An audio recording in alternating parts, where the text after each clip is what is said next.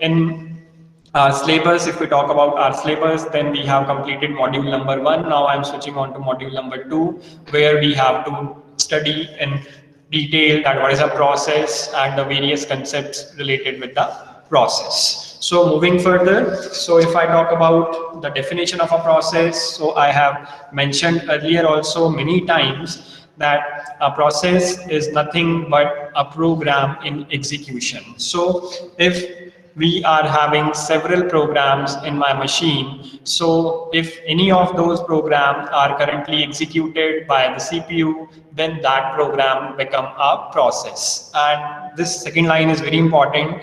While during its execution, a process needs various resources such as CPU time, the memory, the files, and input-output devices, and various other resources to complete their tasks. And process is also known as the unit of work in the modern time sharing system, because if you talk about the computer system nowadays, each and everything is a process. So you might be having various photographs in your system, you might be having various songs in the form of MP3 files, various movies you used to store in your hard disk. You must be having doc file, Word file, Excel file, or the PPTs in your system. So all these things, if you are going to listen a song, so that is a process. And if you are going to watch a movie, that is a process. If you are working or using MS Word or using MS Excel, so that is also a process. So all these things are process. The only difference between the program and the process is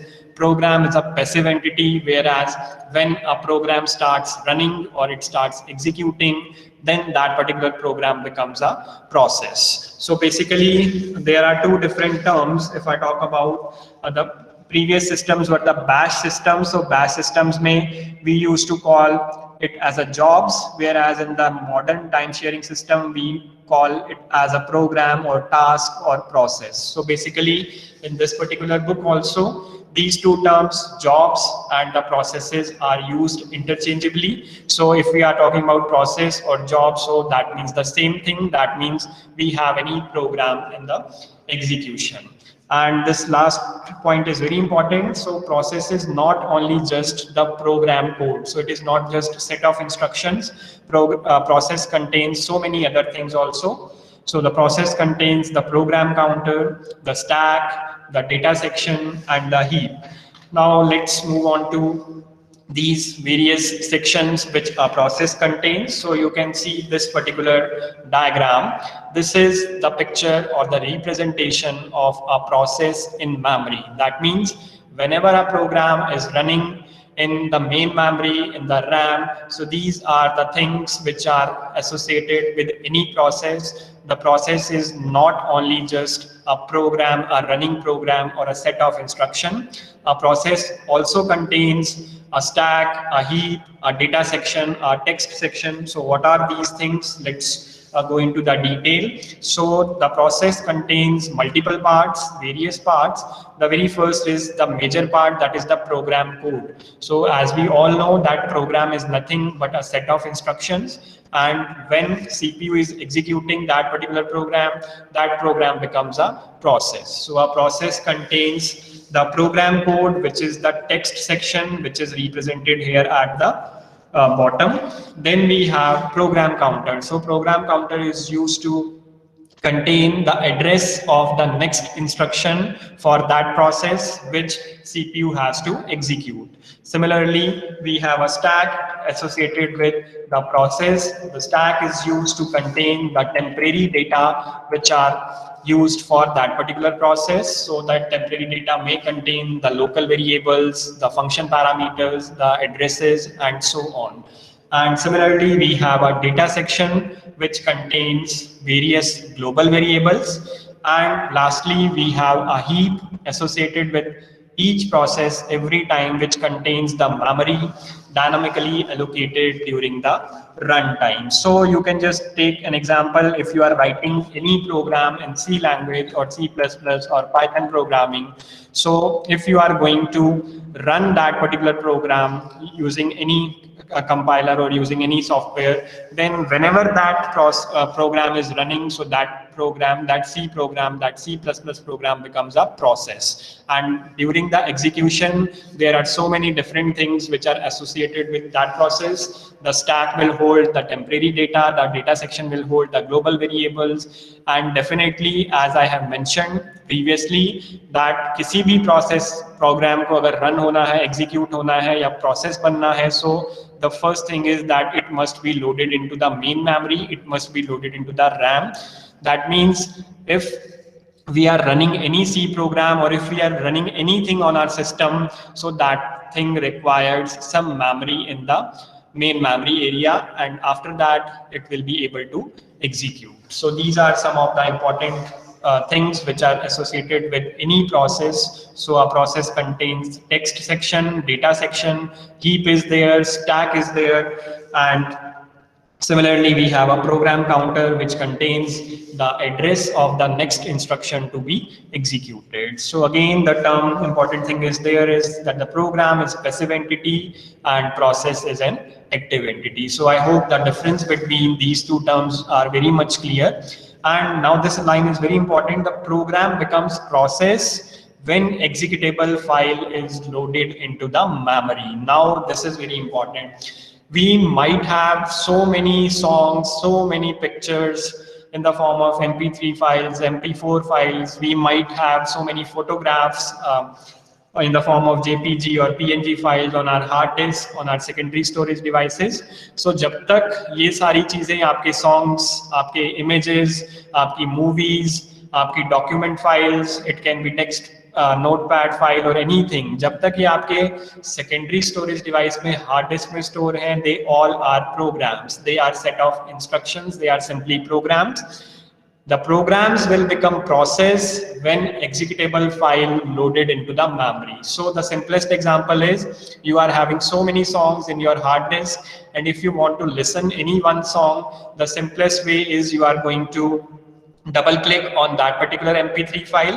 So जैसे ही आप उसको double click करते हैं, what exactly happens? The operating system understands the process and it simply loads that particular program into the RAM, into the main memory, and it becomes a process. So you can see the execution of the program is generally started in a graphical user interface using mouse clicks. So we generally, whatever program we want to execute, we just simply double click on the MP3 file. So if there is a song file, you can just simply double click, or you can just right click and click on the open option. Otherwise, simply double click on a single song file, MP3 file, it is going to execute that process. If you have a movie in MP4 file, it is going to start that movie. Similarly, if you are having any doc file or Excel file or any PPT in your hard disk, if you are going to double click on that particular file, so जब तक हमने उसको double click नहीं किया, वो RAM hard disk में पड़ी है, that is a program. But as we want to run that program, जैसे ही हम उसको double click करेंगे, so what will happen? It will become a process, and the operating system will load that particular program into the RAM, into the main memory for the purpose of execution. And similarly, if we have any operating system which uses command line interface, so we have to pass the commands, we have to enter the commands through keyboard to run that song, or to play the movie, or to watch the photographs, or to open any doc or Excel file. Similarly, one program can be several processes, so I will talk about this particular point later on. So for now, you have to understand whatever file is there on your hard disk, on your secondary storage device, all those are programs. If you are having a song, that is an MP3 file, that is a program. If you are having a movie, complete movie, that is a program. If you are having any doc file, that is a program.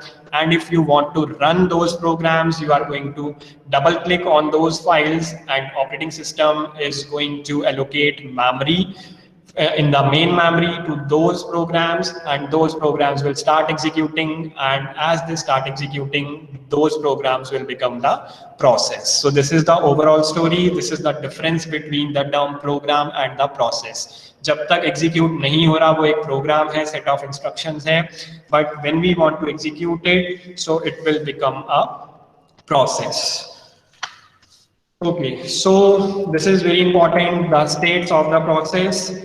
And just before going on to this, so I'm going to explain another important thing is that operating system generally loads that particular program into the main memory, and that becomes process. And as long as the process executed, जैसे ही वो process अपना task complete करेगा, then operating system will deallocate the memory, because we have very limited space in our RAM, but we have huge amount of secondary storage available. As you can have an idea that we used to have the hard disk space in the GBs, or even in terabytes we used to have our hard disk. But if I talk about RAM, we have 4 GB, 8 GB, maximum 12 or 16 GB RAM available. So the operating system cannot place or put all the programs every time in the RAM. So always, whatever cross program we want to execute on our machine, the operating system pick only that particular program and put it into RAM for the purpose of execution.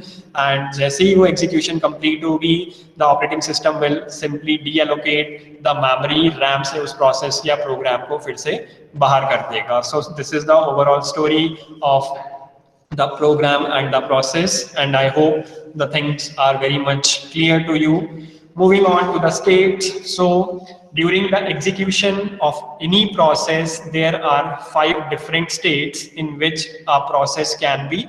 So there are 5 different states, which are new state, ready state, running state, waiting state, and terminated state. So now this particular concept is very important if you are going to appear in the GATE exam or for any other competitive exam. If you are going to give any exam for your higher studies, there will be so many questions from this particular topic, and if you are going to understand it, you are not going to resist from anything. You will be able to solve each and everything very easily. So from here, there are so many questions in the past few years in all the competitive exam. So there are 5 different states of a process, and you can see this is the diagram, and the name of the states are new state, ready state, running state, waiting state, and terminated state. So this diagram is very important to understand. So let's see what are the meaning of those states first, then I will come to this particular diagram to explain the things in detail. So the new state of a process means that the process is being created.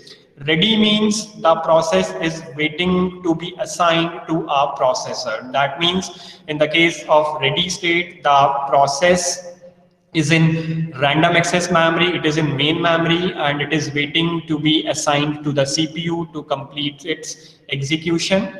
In the running state, the instructions of a process are being executed. That means the process is actually running in the case of this particular state. Waiting state is the process is waiting for some event to occur. And the last important state is the terminated state. That means when the process has completed all the tasks, as well as it has completed its execution. Now just focus on the last line. Only one process can be running on any processor at any instant. So ये बात मैं बहुत starting से आप लोगों को बताता आ रहा हूँ. We will always assume in our entire syllabus that we are having only single processor system.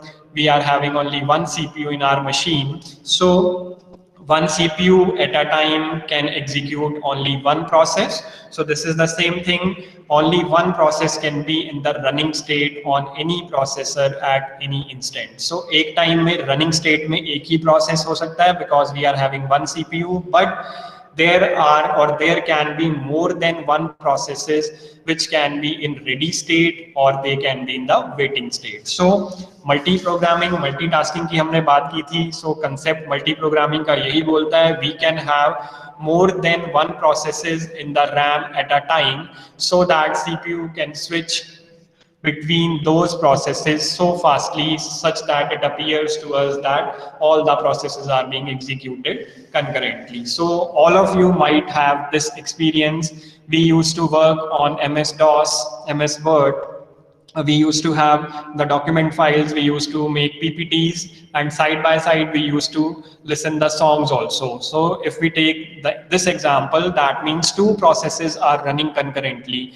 The song is being played as well as the MS Word file is opened and we are working, we are typing any application or any letter. So all those two processes are currently there in the RAM and they are executing simultaneously. But if we talk about the single processor system, a CPU can execute only one process at a time, but just because of the concept of multitasking, the CPU switches so fastly between the processes that it appears to us that both the processes are executing simultaneously. तो हमें हमेशा ऐसा appear होगा, हमें कभी भी नहीं लगता कि हमारा बीच में song रुक गया या हमारा word file काम नहीं कर रहा. हम बीच में हमारा song भी continuous चलता है and we are able to work on the MS Word also. Yeah, if you are going to open so many processes, आप सभी लोगों के साथ ऐसा हुआ होगा जब आप बहुत सारे वर्ड फाइल या पीपीटीज या एक्सेल या सॉन्ग या मूवी इमेजेस सब कुछ आप साथ चला देते हो, तो अब आपका प्रोसेस या आपका ऑपरेटिंग सिस्टम या आपका एंटायर सिस्टम थोड़ा सा स्लो हो जाता है या फिर वो वर्क करना बंद कर देता है. So this is the overall concept of this thing, the process and the memory, because we are loading so many things in the RAM that process is not able to switch that much fastly as it used to be. So if we are having only 2 or 3 processes, CPU can switch between those processes very fastly. But suppose if I have opened 50 processes in a single time and I want कि सारे एकदम बढ़िया चले, सब same speed के साथ चलें, so it totally depends upon your RAM space. तभी हम बोलते हैं कि जितनी हमारी ज़्यादा RAM है उतनी ही speed fast होगी. The overall concept is that the RAM will be able to hold more processes if it is having more space, and CPU will just work fine. But if we are having a very limited space, and in that limited space, if we are open to trying to open so many programs or the processes simultaneously, then it may create a problem, or the system will become the slow as according to the limited space of the RAM. So this is the concept. Now moving on to the last topic to explain this process state diagram in detail. Now you can see we have 5 states which I have just discussed. The very first is new state, then we have ready state, then we have running state, terminated state, and the waiting state. So I have just explained the meaning and what is the meaning of all those things. Now let me go into the more detail. So new state.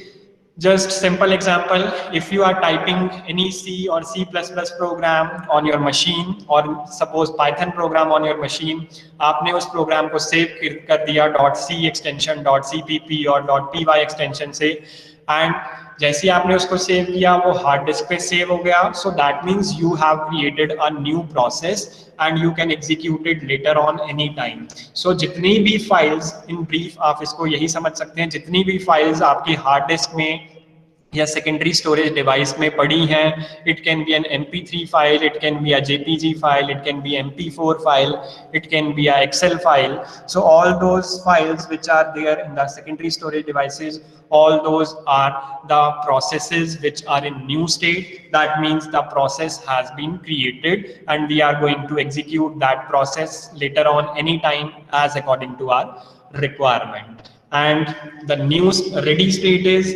basically the state when we double click on any process to execute it. तो जैसे ही मेरे पास एक song की MP3 file थी, उसको मैंने double click किया because I just want to listen a song, तो डबल क्लिक करते ही वो वाला जो प्रोसेस है उसकी स्टेट चेंज हो जाएगी. that will become or that will come into the ready state. That means it will change its state from new to ready, and वो process सेकेंडरी स्टोरेज डिवाइस से उठ के कहाँ पे आ जाएगा, मेन मेमोरी में रैम के अंदर आ जाएगा. So you can see from new to ready state, the process has been admitted into the RAM, and then there can be many processes at a time into the ready state. As I have just written here also, many processes can be in ready state. So it is not always feasible that सिर्फ एक ही process होगा RAM के अंदर, because अगर एक ही process होगा तो हम multi programming या multitasking नहीं कर पाएंगे. But modern operating systems are fully based on the concept of multitasking, where we can accomplish, we can execute many processes at a single time. So जैसे ही हमने उस पर डबल क्लिक किया, वो प्रोसेस या प्रोग्राम और we can say new state वाला process कौन सी स्टेट में आ जाएगा, रेडी स्टेट में आ जाएगा. Ready state means the process now is in random access memory and it is waiting that उसको CPU allocate हो जाए so that वो अपना task complete करे, उसकी instructions execute होना start हो जाए.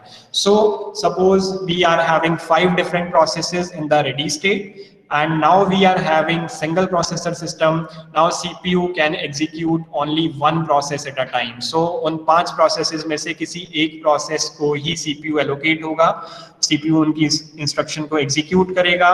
So here you can see this particular arrow which is going from ready to running state. That means कोई एक प्रोसेस सीपीयू को एलोकेट हुआ और उस प्रोसेस की इंस्ट्रक्शंस एग्जीक्यूट होना स्टार्ट हो गई by the CPU and this is what the running state is all about.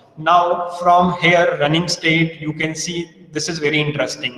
From running state the process can switch either to terminated state or to waiting state or even back to the ready state, isn't it? Now you can see from running state the process can either switch to terminated state or can switch to waiting state or it can go back to the ready state. Now let's discuss all the cases when it will happen. So the simplest case is the terminated state, the last state. So CPU को allocate हुआ कोई एक process P1 अपना execute हुआ and वो simply जितनी भी instructions थी सब execute हो गई without any failure or anything. So after completing its task, after the CPU has executed all the instructions for suppose process P1, it will just simply go into the terminated state. That means the memory will be deallocated and it will be out of the RAM and it will be back to the secondary storage. So suppose if I am listening a song और मैंने वो song को बंद कर दिया, so that means the process which was in the running state, तो जैसे ही वो running था तो वो क्या हो गया, exit हो गया, वो terminate हो गया. This is the simplest case. Second important is going back from running to ready again. Now in which particular case it will happen? Suppose a process is running, P1 is running and there is one more process which came into the ready state in the RAM which is having some higher priority than the process P1 which was running currently. So उस case में CPU या operating system क्या करेगा, operating system current process को वापस RAM में यानी कि रेडी स्टेट में भेज देगा और कोई हायर प्रायोरिटी प्रोसेस जिसको पहले एग्जीक्यूट करना ज्यादा इंपॉर्टेंट है उसको पहले एग्जीक्यूट करेगा और जो हमारा करंटली प्रोसेस रन हो रहा होगा that will be back to the ready state. So this can happen in the case of interrupt and there is one more possibility when we used to have the concept of multitasking. तो मैंने आपको multitasking में बताया था कि CPU ने time fix कर लिया that I am going to give only 5 seconds in a single chunk to each process. So suppose we are having 5 processes P1 to P5. So सबसे पहले P1 allocate हुआ, running state में पहुंचा, 5 second होते ही वो P1 को वापस ready state में भेज देगा, P2 को pick कर लेगा and P2 will start executing for 5 seconds. Next 5 second होते ही P2 will be back into the ready state and P3 will switch from ready to running state and P3 will execute its instruction for next 5 seconds. Then 5 seconds complete होते ही P3 वापस and P4 will be from ready to running state. So there are 2 different cases when a process which is currently in running state may go back to the ready state. The very first case is the interrupt or the higher priority process. तो आप हो सकता है कि आप song सुन रहे हो लेकिन ऑपरेटिंग सिस्टम को फील हुआ कि कोई वायरस आ गया है तो उस वायरस के रिगार्डिंग कोई और प्रोसेस चलाना ज्यादा इंपॉर्टेंट है as compare to your song और योर मूवी. सो वो आपको एक बार मैसेज दे देगा so that you have to stop और wait for that particular process. तो उस केस में देखो क्या होता है, जो आपका करंटली प्रोसेस एग्जीक्यूट हो रहा है, रन हो रहा है, वो वापस रेडी स्टेट में चला जाएगा और कोई हायर प्रायोरिटी प्रोसेस जिसको पहले एग्जीक्यूट करना ज्यादा जरूरी है, so that will be in running state because we have a single processor system and we can not execute more than one process at a time in a single CPU system. So this is the second case where from running state, the process may be switched to back to the ready state. So the first case is the interrupt or the higher priority process. And the second case is if we have a multitasking system, or basically if I talk about the time sharing system, where the time is fixed for each and every process. So जितना भी time quantum होगा, उस time quantum के according वो उस time के बाद वो वाला प्रोसेस वापस रेडी स्टेट में चला जाएगा, and the new process will be allocated to the CPU, that means that will be in the running state. The third and the last important category is the waiting state. Now देखो अभी तक running से ready में क्या हो रहा था, process को जबरदस्ती हम डी एलोकेट कर रहे थे सीपीयू से, just because of the time quantum or just because of any higher priority process. But waiting state is when process itself wants to perform any input output operation. So यहाँ पे process अपनी मर्जी से जाएगा in between its execution. Suppose any process wants to perform any input output operation, so in that particular case the CPU will ask the process to go into the waiting state, or it is also known as the block state.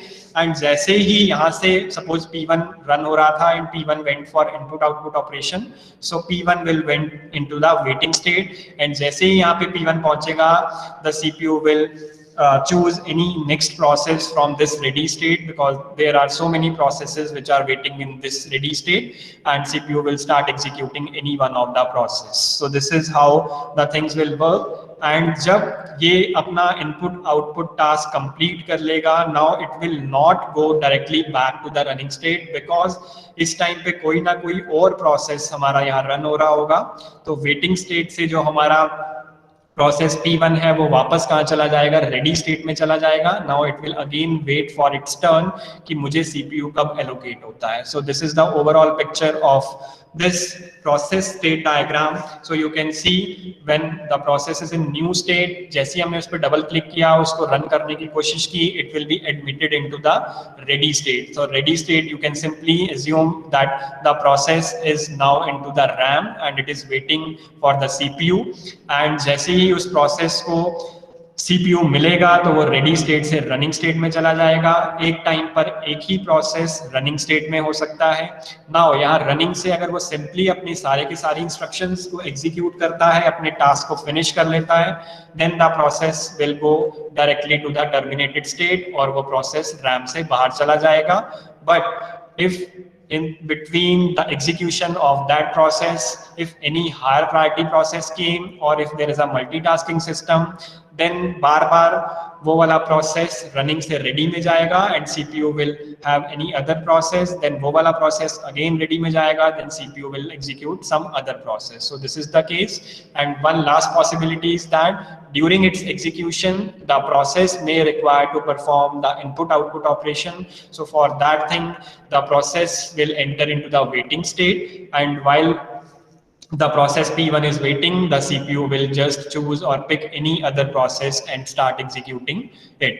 And when the process P1 will complete its input output task, input output or event completion, now it will go back again to the RAM into the ready state, not directly to the CPU. So I hope the overall process state diagram is clear to you. So a process can be in any of these states during its execution, and running state में एक time पर एक ही process हो सकता है, लेकिन ready state में और वेटिंग स्टेट में एक टाइम पर एक से ज्यादा प्रोसेसेस हो सकते हैं. So I have also just made diagram here on the board. So just let me show you one or two extra things which we can have. Okay, so the board is visible to all of you, I think, if you can confirm. Yes, sir. Okay, thank you. So this is the same diagram which I have made for all of you. So this is the new state where the processes are there or the process has been created. And if we want to run that process, then we will just going to double click and it will be admitted to ready state. Now ready state simply means the process has entered into the RAM and it is waiting for its turn to get the CPU. And at a single time there can be more than one process in the ready state. 10 process 100 process इकट्ठे हो सकते हैं जो ready state में हो, अपनी बारी का वेट कर रहे हो. जैसे ही उसको CPU मिलेगा, एक डिस्पैचर है, dispatcher will allocate the CPU to the process. Only one process can be in the running state at a time.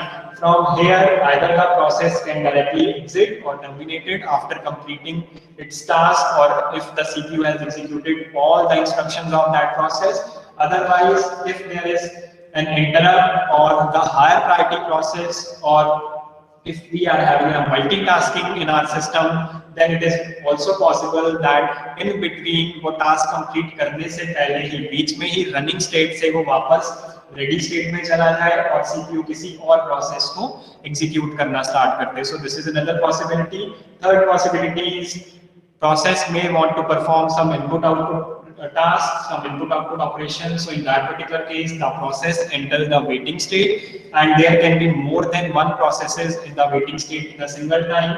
And from waiting, जैसे उस process ने अपना task complete किया, it will go back to the ready state again, not directly to the running state, because उस time पे कोई ना कोई process execute हो रहा होगा. Now I have just written two important terms here which was not there in the diagram. So this LTS stands for long term scheduler and this STS stands for short term scheduler. So जब भी हम या process new state से ready state में आता है, then we used to have the concept of long term scheduler. So there is a scheduler which used to admit the process from new state to ready state, and there is another scheduler that is short term scheduler, and it is also known as CPU scheduler, whose task is to switch the state, the ready state to the running state. So कोई भी process ready से अगर running में जा रहा है तो वो किसकी help से जाएगा? Short term scheduler की या फिर CPU scheduler की.